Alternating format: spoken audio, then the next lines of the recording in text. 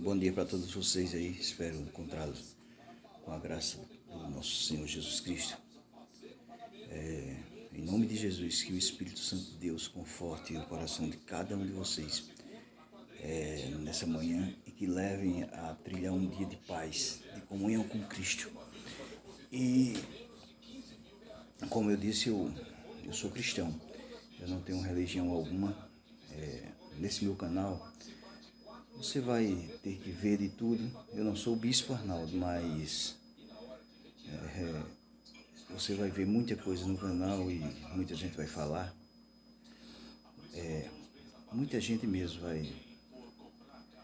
vai falar mal de mim, pois eu já fui um camarada muito mal mesmo. Eu nunca neguei isso para ninguém. Eu tive um período aí difícil na minha vida. Eu tenho 11 anos de casamento, eu sou motorista carreteiro, eu dirijo caminhões para sobreviver. E a minha família foi toda de caminhoneiro. Meu pai, o meu irmão, eu tive um irmão que faleceu, assassinaram ele. Ele tinha 22 anos só, na flor da idade. Se eu tenho 50 anos, eu já vivi muito mais que ele, mais que o dobro da idade dele. Um amigo de trabalho assassinou ele. E aí, meu pai mesmo, congregacional, ele era evangélico, mas eu tinha 7 anos de idade, mas ele começou a me dar armas de ar comprimido, armas de brinquedo, porque na ignorância do coração dele, ele pensou, mataram um filho meu, assassinaram um filho meu, mas 2 não vão assassinar. Na sua ignorância, ele achou que armas teria, mas eu aprendi a atirar, porque desde 7 anos eu atirava com espingardas de ar comprimido e matei muitos passarinhos. Eu sou assassino de passarinhos, mas foi muito triste essa história, porque a violência entrou na minha casa logo cedo. Meu irmão tinha 22 anos e eu fiquei muito, muito mal com isso. Não entendia muito bem da morte. Eu fui ao velório dele. É interessante que quem assassinou ele foi um dos melhores amigos. Ele trabalhava em funerária e esse rapaz, dizem as pessoas que ele era desviado da Assembleia de Deus, mas ele andava muito com meu irmão e ele tinha assassinado uma namorada dele numa cidade aqui perto. A cidade é Santa Rita, o nome, aqui na Paraíba. E eu tinha 7 anos, não entendia nem da morte direito. Lembro muito pouco do meu irmão. Eu lembro que ele bebia muito, pois ele tinha uma doença. As pessoas chamam de bronquite asmática.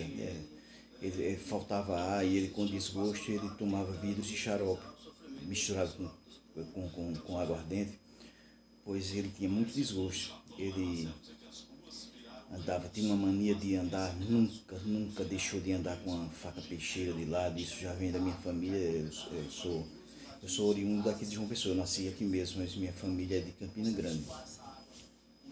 E aí,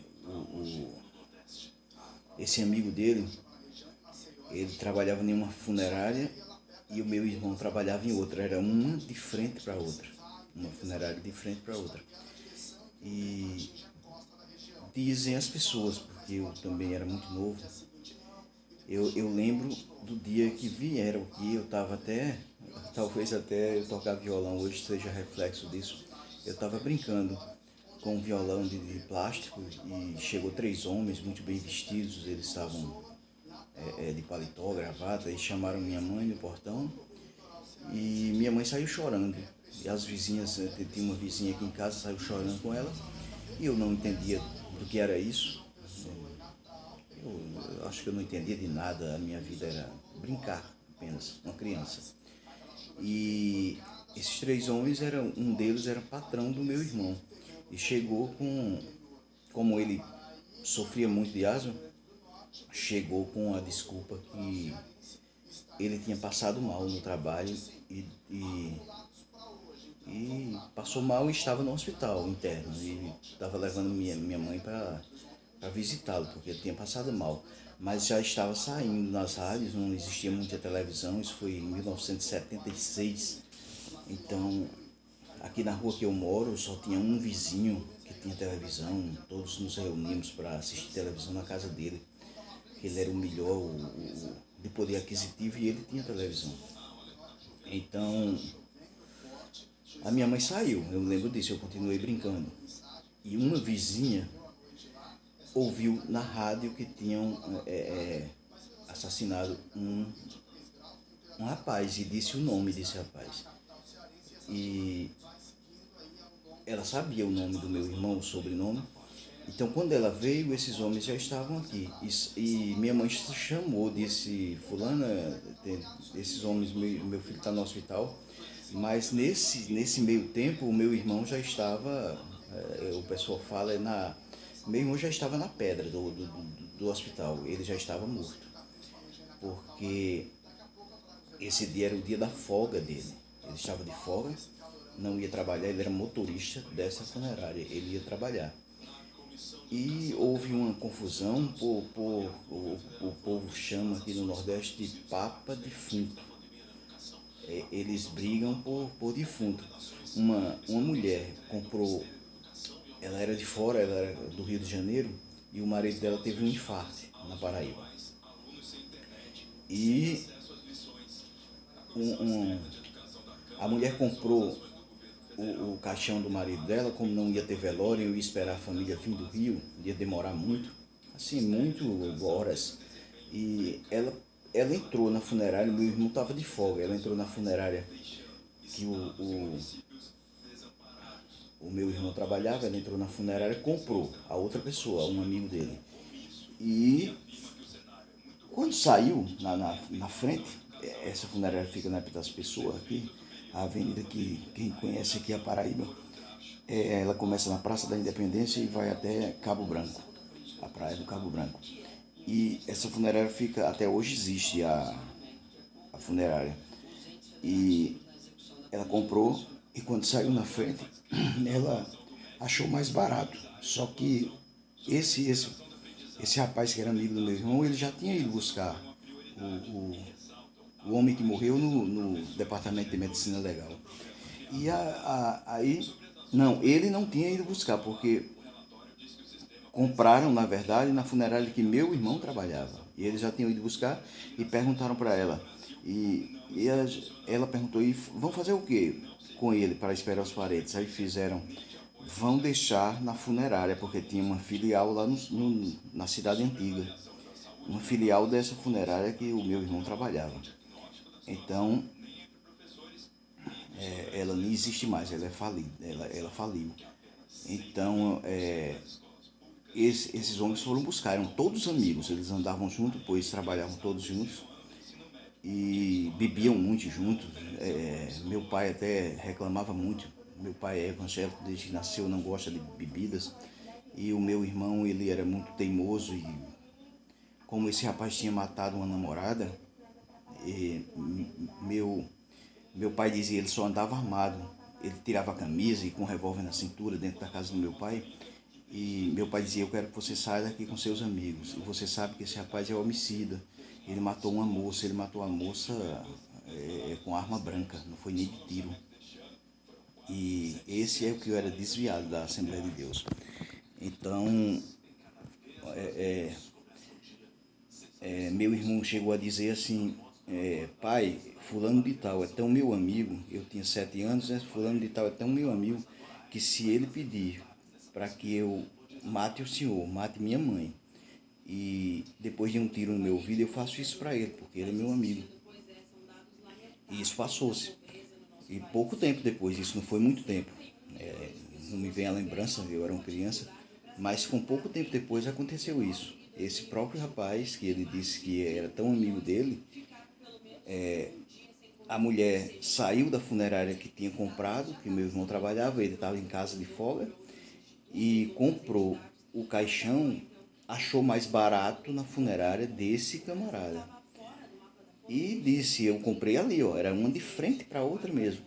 só atravessava a rua. Eu comprei ali, o que é que a gente faz? Aí o cara fez, a gente é tudo amigo aqui, não se preocupe, eu falo com eles, eu pego seu marido e a gente vai velar o corpo lá de manhã, né? A gente vai velar, já leva pra capela lá que ficava naquele cemitério, quem conhece João Pessoa, Boa Sentença, que é lá, na cidade antiga mesmo, perto do Rio Sanhauá. Aí ela fez, tá tudo bem, então eu vou pro hotel e amanhã a gente resolve isso. Durante a noite, a madrugada, meu irmão não sabia de nada que estava em casa. Durante a madrugada ele de folga, estava em casa, tranquilo. Só que ele era conhecido por uma pessoa extremamente assim violenta, ele brigava muito, ele era revoltado com essa doença que ele tinha e ele nunca levava desaforo para casa. Ele nunca levava. Se você puxasse uma arma para ele, as pessoas que o conheciam me falam isso até hoje, que certa vez ele chegou com os dedos todos cortados para levar ponto em casa, ponto no hospital, os dedos tudo pendurados, porque ia passando uma moça e ele nem conhecia, e um rapaz foi e soltou uma piada para essa moça. Soltou uma piada, uma gracinha, uma coisa obscena. E ele foi tomar satisfação. E esse rapaz puxou uma faca para ele. Ele foi em cima desse rapaz, ele tomou a faca, ele se cortou, era muito sangue, ele se cortou, mas ele terminou ferindo esse rapaz com a própria faca. E então ele foi preso. Quando chegou, tinha um camarada aqui perto de casa que era sargento da Polícia Militar. Quando chegou e disse, fulano, tá fazendo o que aqui? E ele todo ensanguentado porque tinha machucado o rapaz, aí ele disse, não, e o rapaz também tinha ido levar pontos, porque ele tinha furado esse rapaz com a própria faca. Então, o sargento liberou ele, porque ele disse, é minha irmã. Ele chamou isso e isso, disse palavras obscenas com ela é minha irmã, e eu fui defender ela e terminei ferindo ele. Então ele foi solto. Ele não tinha medo de nada. Tem aquele ditado que é melhor um covarde vivo que um herói morto. Ele E como ele era amigo desse camarada da funerária, o patrão dele ligou porque eles roubaram durante a noite, eles pegaram o cadáver, eles arrombaram a funerária, que deixaram sem ninguém, tiraram o cadáver, levaram para ser velado lá na capela, que era no cemitério Boa Sentença, porque esse cadáver estava na época das pessoas, mas eles roubaram durante a noite e levaram para ser velado lá. Já a mulher deve ter sustado o cheque e passou um cheque para eles. E eles foram e roubaram durante a noite e deixaram o caixão abandonado lá sem ninguém. Então ligaram logo cedo para o meu irmão, até para um vizinho aqui, porque era difícil televisão, quanto mais telefone. Só quem tinha era gente do poder aquisitivo bem melhor que o nosso. Então ligaram e fizeram, vem aqui que só tu consegue resolver. Fulano tá lá e tá a maior confusão, briga feia mesmo, porque ele tirou o cadáver e levou e tá velando lá. Meu irmão passou na funerária, era até uma Kombi nessa época. Ele pegou esse carro da funerária e foi para resolver isso na capela lá do cemitério. Quando ele ia descendo do carro, ele estacionou o carro, escutou um tiro. Esse camarada deu um tiro. Como ele não tinha medo de nada, né? E também era conhecido dele, era amigo, era tão amigo que ele disse que até me matava minha família, meu pai, minha mãe, se esse camarada pedisse. Ele escutou o tiro e veio um cara se arrastando, um desses amigos veio se arrastando com um tiro na perna, em uma das pernas dele. E disse, não vá lá, porque fulano está de cabeça quente, ele já me deu um tiro. E ele está indo embora, ele está indo embora com a arma na mão. Então meu irmão colocou as mãos assim na cabeça, as duas mãos, para falar com ele. E foi seguindo ele e outro rapaz andando, dois amigos também do meu irmão, eles dois eram amicíssimos. E Quando meu irmão chegou próximo, bem próximo a ele, uma pessoa gritou: olha, fulano, tem uma pessoa atrás de você. E tinha um repórter, um fotógrafo aqui perto de casa que é repórter, isso é bem interessante, que tem a foto. Esse camarada com um chapéu de massa, ele quando se virou, ele puxou o gatilho, tem saindo fogo do cano da arma. Na hora do disparo, tá saindo fogo do cano da arma e eu cresci no meio dessa violência. Para mim, eu achava, assistia filmes de faroeste e aquilo era muito, para mim, na minha cabeça, aquele, como se fosse a saga de Billy the Kid, porque tinha fogo saindo daquela arma, ele com chapéu de massa, e aquela cena ficou gravada na minha mente. Meu pai tinha essa foto, era preto e branco no jornal O Norte, mas ele tinha essa foto e andava com ela para mostrar: olha aqui o assassino do meu filho, olha o assassino. E ele passou uma vida de sofrimentos, porque ele, onde passava, ele mostrava: olha o assassino do meu filho. E isso na hora que a bala saiu da arma e acertou no peito do meu irmão, no peito, e saiu nas costas. Por esse tiro, os médicos dizem que ele não tinha morrido. E na ignorância do meu irmão, quando a ambulância levou ele para o hospital, que fica a uns 3 quilômetros, não chega nem isso não. O hospital é o São Vicente de Paula, é na João Machado, é o nome da rua, subindo do Boa Sentença, fica do lado direito, é perto do antigo Bom Preço. Era próximo demais e a ambulância chegou rápido. E o meu irmão, ele começou a tomar o próprio sangue, mas a bala não teria feito nada. E eu até digo às pessoas, né, na hora da confusão, o, a pessoa fica cego de raiva, fica encolarizado e pode acontecer essas coisas de dar um tiro até num amigo sem querer. Né? O fogo amigo, chamado fogo amigo. Mas só que quando meu irmão caiu no chão, o rapaz que ia com ele pegou uma faca peixeira e como ele estava com a mão assim, as duas mãos assim na nuca, ele caiu com os braços abertos. Essa pessoa foi e enfiou a faca e deixou enfiada embaixo do braço dele. Ele mesmo tirou. Se ele tivesse deixado também a faca no lugar, né? Nós, pelo menos eu, minha irmã da área de saúde, eu sei que se deixa no lugar. Mas ele não, na ignorância, ele tirou e deu hemorragia. Então ele foi bebendo o próprio sangue dele, porque ele disse que voltaria para o organismo dele. Só que nosso sangue corre dentro das veias. E estava indo apenas para o estômago. E ele não chegou nem 2 quilômetros de lá. Então ele veio a falecer e com isso meu pai disse: mataram um filho meu, e eu fui criado no meio da violência. Mas aprendi a atirar muito bem. Se você pegasse a arma sendo minha, se você pegasse uma garrafa e colocasse numa distância de 20 metros, você colocava ela com a boca da garrafa para mim, no caso. E como o patrão do meu pai tinha fazendas, eu passava muito tempo na fazenda só atirando. Eu acho que eu atirava mais do que um sniper americano, porque eu ia muito nessa fazenda. E eu acertava na boca dessa garrafa e arrancava o fundo da garrafa, a bala passando pela boca da garrafa. E aprendi isso, aí eu aprendi a atirar muito bem. Poderia ser um ótimo policial, né? Mas eu escolhi ser caminhoneiro, que era a profissão do meu pai. E aí o meu irmão veio a falecer. E nós fomos criados em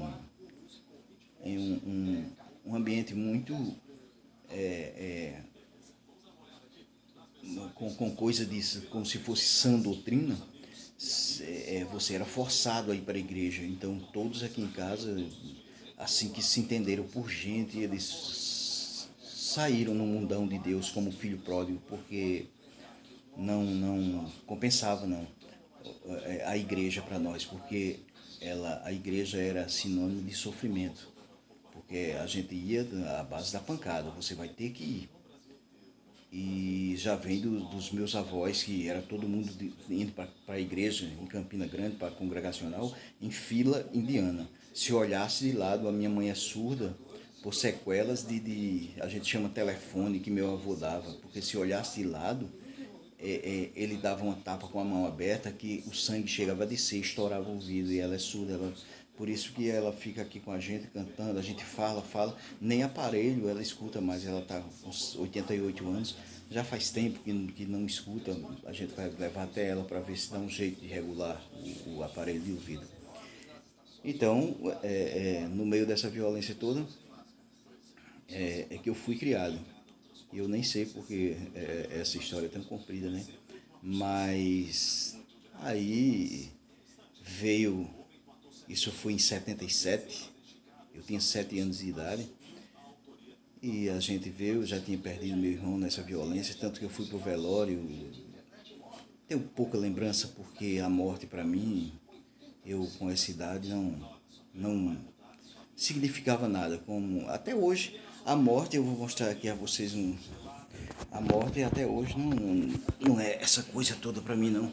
Eu tenho até um bonequinho aqui, ó, foi minha sobrinha que me deu. Eu acho até legal a morte porque ela nos torna todos iguais. Você pode ser rico, você pode ser pobre, você pode ser Bill Gates, mas você vai morrer e vai para o mesmo lugar que eu. Olha aqui, vou apresentar a vocês minha morte. Essa é minha morte, tá?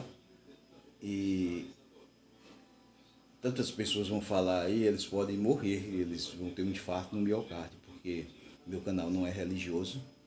Eu sou batizado numa igreja evangélica por ser ordem de Cristo, mas nem faço placa de denominação. Eu me batizei no Betel Brasileiro, fui batizado no Betel Brasileiro. E de lá para cá passei por outras denominações. Eu tenho, graças a meu bom Deus, se eu quiser entrar numa igreja e comungar com o corpo de Cristo, que é a igreja, eu comungo porque no momento não estou em pecado, não, então não, para mim, tanto importa os irmãos morrer de infarto por causa da minha morte. Aí ali também, ali em cima tem uma caveirinha que foi de uma festa infantil. Eu admiro muito a morte. Tá aqui, ó. Cuidado com ela, viu? A irmã Nadia ama essa morte. O reverendo Rafa também. O Eric Ribeiro, cuidado com essa morte, meu irmão. Eu vou. Oh, ela vai lhe pegar. Olha a foice dela. Só se for essa morte, viu? Essa morte é que eu mando pegar vocês. Mas a maldição da. Aqui, ó. Uma caveira, tá vendo? Essa aqui também. Cuidado, Rafa. Você tem uma coruja, a gente tem a morte, viu? Mas. Aí, meus amados, o, o nome do meu canal também, mudar um pouquinho aqui o assunto. E nisso eu criei uma antipatia muito grande pelo Deus da minha mãe. Mas daqui a pouco eu mudo esse assunto. Era só para explicar a vocês de onde vem ré aprendendo a viver. O ré de ré mesmo. Porque eu sou carreteiro, mas passei muito tempo desempregado aí e fui fazer outras coisas. Meu pai montou um chaveiro, eu fui ser chaveiro, então eu passei um tempo, e quando fui trabalhar em carreta de novo, o espaço era muito pequenininho na Johnson Johnson em São José dos Campos, e o cara que chama, o manobrista, carreta geralmente se chama na frente da carreta, porque o ré dela é ao contrário, a direção. E a brecha era muito estreita lá, bem estreitinho mesmo. E o carro estava com problema, com vazamento de ar, ele secava o balão muito rápido. E o manobrista já estava sem paciência, porque quando eu dava ré, o, o, o ar ele vazava na caixa de marcha. Então ela ficava neutra. Os carros são automáticos hoje para completar. Você não botava a marcha manual. E ele não entrava marcha porque ele bota por ele mesmo, ele é automático. Tem carro hidromático, em caminhões eles são automáticos, porque acho que o sistema é elétrico, se eu não me engano. Nem fabricam, tenho quase certeza, caminhões com câmbio manual, mas graças a Deus, para nos dar conforto. Deus abençoe aí todos os caminhoneiros aí do Brasil e do mundo. Então, eu tava lá, cara, e esse manobrista já tava de cabeça quente. Eu tinha ido uns 10 vezes na frente para dar ré de novo. Que bom que era dentro da empresa e não tinha trânsito, muito trânsito. E disso chegou um cara Pô, um cara humilde, ele todo arrumadinho, um cara pequenininho, cara. E ele com sotaque diferente, aí ele fez, ô meu irmão, peraí que eu te chamo aqui, porque eu não sabia, eu disse, esse cara é o quê? Não sei quem é esse rapaz. Aí, de primeira, meus irmãos, de primeira ele fez, olha, tu vai ali na frente, faz isso, você coloca ali, tranquilo. Aí eu já estava tão nervoso que isso as pessoas ficam olhando e nunca tive também vergonha, isso ninguém nasce aprendendo, ninguém nasce aprendido já. Que eu disse, você quer colocar? Ele está com vazamento aqui, né? Por isso que eu não saí do lugar, que eu estava dentro do carro, ele fora. Aí ele fez, não, meu irmão, você vai colocar. Aí eu expliquei para ele, o balão estava enchendo, o balão de ar, né? Do caminhão. E tava enquanto o balão enchia, eu disse, pô, faz 9 anos que meu pai botou um chaveiro lá em casa e a gente não trabalha mais com caminhão. Tô voltando agora com essa